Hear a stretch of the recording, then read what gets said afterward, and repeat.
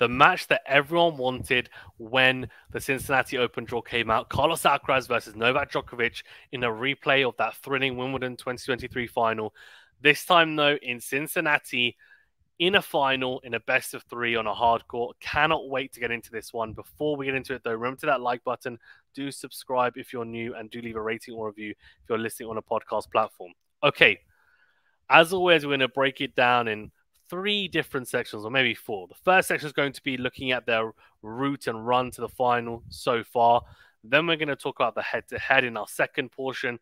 And then third portion, I'm going to look at the technical and strategic things to look out for when they meet tomorrow in the final, or what we might end up seeing. And fourthly, going to be looking at my prediction and also how I think it's going to play out and who the victor is going to be. So, for Carlos Alcaraz, let's look at his matches so far. He has not won any match in straight sets, and he hasn't looked like the fluid person and player even that we're used to seeing, I think. And I think that's fair to say. Last week in Toronto, he lost to Tommy Paul. This week, again, he just hasn't... Look, he's definitely played some good tennis in spurts, and he wouldn't have been able to make the final if he hadn't played some good tennis. But I think it's fair to say he hasn't been playing the tennis that maybe we attribute to Alcaraz, or had attributed to Alcaraz, especially after that Wimbledon win.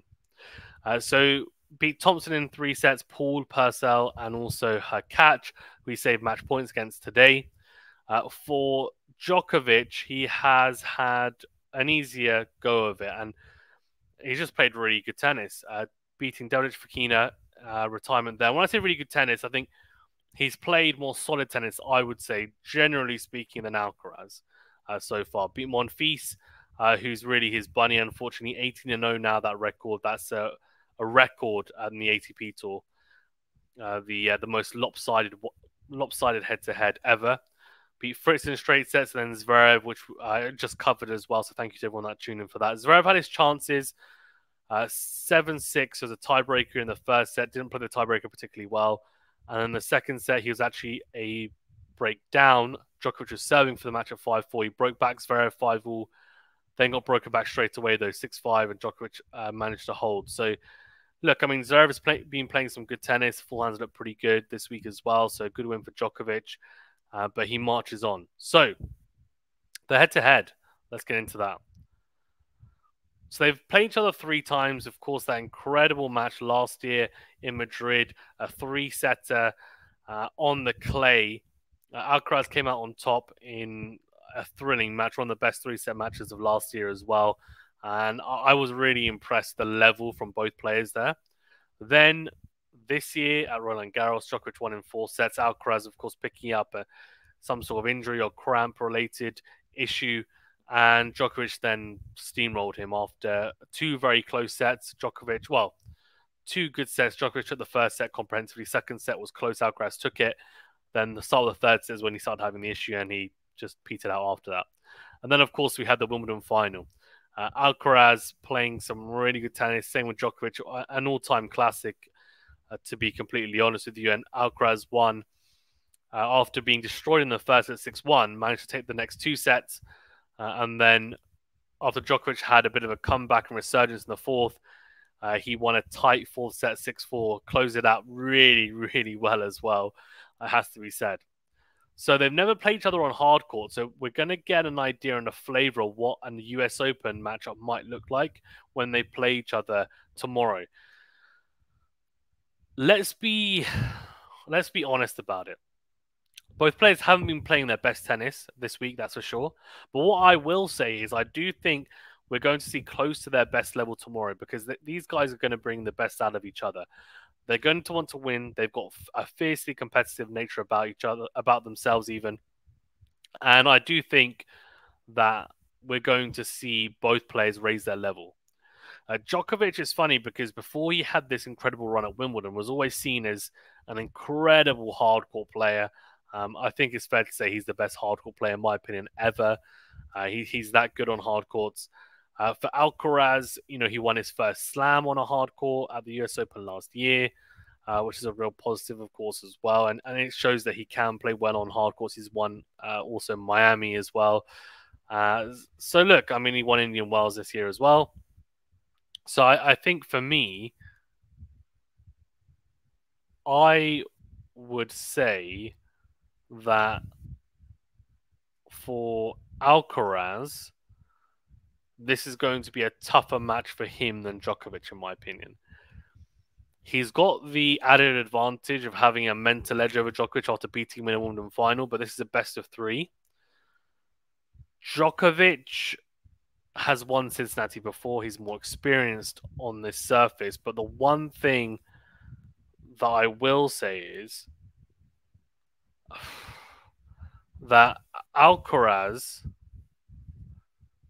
he's just playing some interesting tennis right now.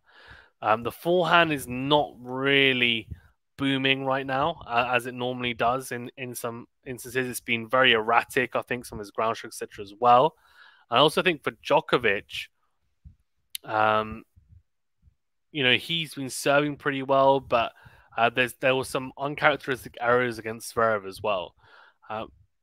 How do I think this one's going to play out, though? And given that I've said that both players are going to raise their level, let's talk about it from that standpoint. Given it's not a grass court, we have to kind of take out the fact that both players, I don't think they're going to be coming to the net as much as they did at Wimbledon. I don't think Alcaraz will be insane with Djokovic as well. What I will say is that from the baseline, I actually think Alcaraz, if he's able to play the level we know he can play, like we saw at Wimbledon, he should be able to match Djokovic from the baseline.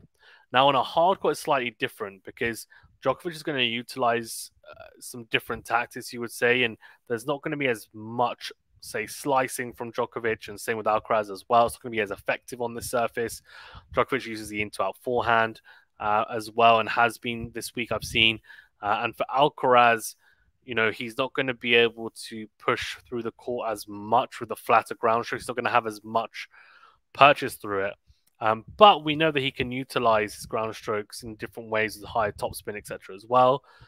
So from a physical standpoint, he should be able to match Djokovic, if not even be in better shape at being able to, from a physicality standpoint, actually outdo Djokovic and be able to stick with him in the longer rallies.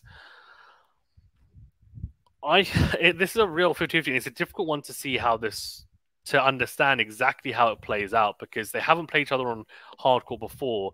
And given how they played this week, if we see that same level, it's a very random match that I see in my head. But if we're taking kind of near their top level, then I think we're going to see some really, really, really good points. That's for sure. A lot of cat and mouse points, I imagine, as well. What Alcaraz is going to have to do is protect the backhand corner well, which he did really well at Wimbledon. And it's a faster surface as well, so he should be able to protect it well against Djokovic tomorrow. Sticking with him in the backhand to backhand, making sure that he's able to utilize the forehand when possible in those ad court exchanges. The drop shot's not going to be as effective on a hard court, so he's going to have to be selective with that. Same with coming to the net, and Djokovic will do the same. And then also one thing that he wasn't, I guess, as effective on grass, but will be more effective on the hard court because it'll bounce up higher, of course, and in the hotter conditions, is going to the kick serve, which Alcaraz has been utilizing from the ad court, adjusting his service position and then hitting big kick serves. We saw Tommy Paul utilize it as well against Alcaraz to some success as well. And I do think Alcaraz needs to have a good serving day. Djokovic, the one slight weakness he has on his return is taking that backhand very high on return, and that's when he has to face a big kicker. And he can either drop that return a little bit short or struggle to make it at times. So that would be intriguing to see how he handles that, because I feel like that's something that everyone talks about, and yes, it has improved, but it's still something to look out for. And then for me, one of the biggest things is going to be, how does Djokovic stick with Alcaraz? Does he try to shorten the points more and come to the net, or try and go for more on the ground strokes? Or does he try and soak up the pressure from Alcaraz, which I think he tried to do at Wimbledon at times, and it didn't work because Alcaraz actually had better shot tolerance at times than Djokovic, which is almost crazy to say. So whether that changes because it's a hard court and Djokovic has that immense experience, I'm not sure. But Alcaraz, as I said, has the mental edge, given that he's won a really tight match against Djokovic recently, albeit on a different surface. The forehand to forehand is going to be intriguing as well, because, as I said, I don't think Alcaraz's forehand has been incredible this week. I think Djokovic has actually been better. If Alcaraz's forehand fires as we know it can, he should actually be able to have a lot of success in those exchanges. And I do think he'll try and be the aggressor and go line first. Djokovic needs to do what he did at Wimbledon when he was having success, which is try and make sure that Alcaraz doesn't and isn't able to play a high proportion of points at his own pace, or be able to take charge in those points on a regular basis. Because if Djokovic is on the back foot, that's not going to be a good sign. Alcaraz is very, very clinical when he's hot. He's very clinical. He can defend well as well, and on the front foot, he's a nightmare. So Djokovic will know that. He'll want to try and be on the front foot, be causing problems for Alcaraz, make him feel uncomfortable. But we'll see. And look, Tommy Paul showed last week in Toronto and this week as well that it's possible to do that. And he's got a great transition game, Tommy Paul. And I think Djokovic might look at that and say, okay, maybe I need to utilize that a little bit. He served very big as well, the American. I think Djokovic is really key that he serves big. Her catch had a lot of success today serving big. Alcaraz hasn't been returning as well as he did at Wimbledon, in my opinion. So that's a real positive for Djokovic if he can hit his spots. In terms of result, I'm going to go for... It's a difficult one, you know. I'm going to go for 3 sets.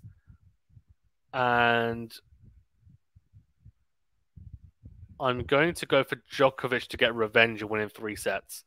I just think Alcaraz is not going to be able to play... I think both players will raise their level. I just don't think Alcaraz is going to be able to raise it as much. Because I do think his level has been below Djokovic's this week. So I'm going to go Djokovic in 3 sets. Let me know your thoughts in the comment section below. Thank you very much, guys. Stay safe and well. We'll see you in the next video.